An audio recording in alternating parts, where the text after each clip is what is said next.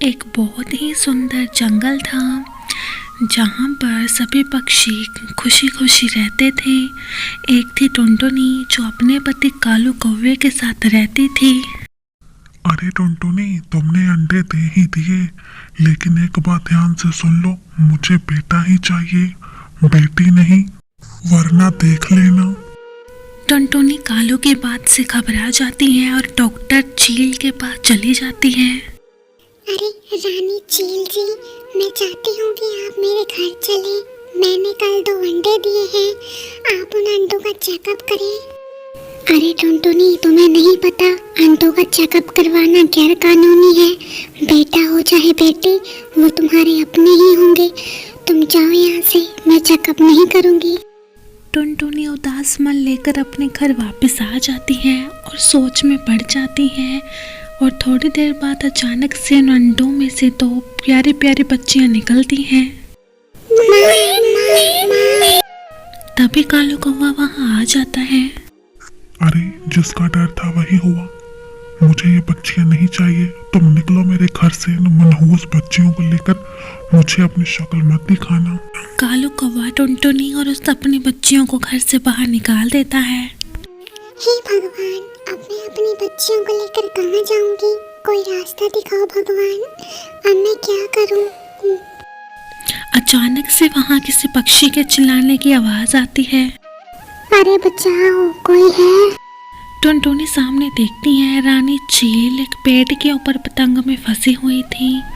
टुनटुनी वहां आती है और अपने पंजों से पतंग की रस्सी काट देती है। अरे डॉक्टर रानी चील जी, आप यहाँ कैसे फंस गई? आपको क्या हुआ था? अरे टुनटुनी, मैं यहाँ से गुजर रही थी, कुछ पक्षी पतंग उड़ा रहे थे, अचानक से मैं फंस गई और किसी ने मुझे निकाला नहीं। तुम्हारा बहुत बहुत शुक्रिया टुनटुनी। चील टुनटुनी और उसकी बच्चियों को लेकर अपने घर आती है। अरे चील जी, आपका बहुत बहुत शुक्रिया जो आपने हमें अपने घर में जगह दी, लेकिन मुझे अपने बच्चों के लिए खुद का घर बनाना होगा। कब तक मैं ऐसे आपके घर में रहूंगी? कल हम यहाँ से चले जाएंगे। अरे टुनटुनी, कैसी बातें कर रही हो? ये भी तुम्हारा ही घर है, तुम्हें कहीं जाने की जरूरत नहीं है। मैं तुम्हें काम भी दूंगी और जब तुम्हारे पास पैसे हो जाएं तो तुम मेरे घर के सामने वाले पेड़ पर घोंसला बना लेना। टुनटुनी चील के घर में रुक जाती है। अगले दिन अरे टुनटुनी, ये देखो मेरी चूड़ियों की दुकान, कल से तुम ये चूड़ियाँ बाजार में बेच कर आना और पैसे कमाना। अगले दिन टुनटुनी बाजार में चूड़ियाँ बेचने लगती है। अब टुनटुनी को काम मिल चुका था और वो पैसे कमाने लगी थी। और कुछ दिनों में ही टुनटुनी ने अपना खुद का घर भी बना लिया था और वह अपने बच्चों के साथ खुशी खुशी रहने लगी थी। उधर कालू कौवे ने एक काली कौवे से शादी कर ली थी जो बहुत ही ज़्यादा लालची थी। अरे ओ कालू के बच्चे, यहाँ बैठे बैठे क्या अंडे दे रहे हो? चलो अंदर जाके बर्तन साफ करो और खाना बनाओ। मुझे आज बाजार जाना है, मैं आकर तुम्हारी खबर लूंगी। अब मैं चलती हूँ, मेरे आने तक सब काम हो जाने चाहिए, वरना देख लेना।